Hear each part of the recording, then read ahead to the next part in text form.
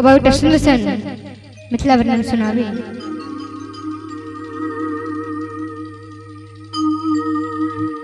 हे सबसे सुंदर मिथिला धाम और दोसर पायब कोना था, और दोसर पायब कोना था। हे दुल्हा दुल्हन सीताराम जनकपुरा। और चाहब जे कोई मिथिला के नाम पर सुंदर संजय का लगा देबे बोलते मिथिला धाम की एक बार सबरे दुल्हन उठा दियो मिथिला के लिए बोलते मिथिला धाम की जनकपुर धाम की जय हो।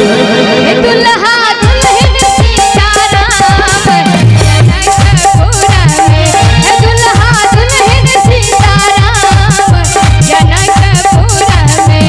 हे मन सुंदर मिथिला धाम दोसर पायब कोना था, दोसर पायब कोना था। दुल्हा दुल्हन सीताराम जनकपुरा में, हे दुल्हा दुल्हन सीताराम जनकपुरा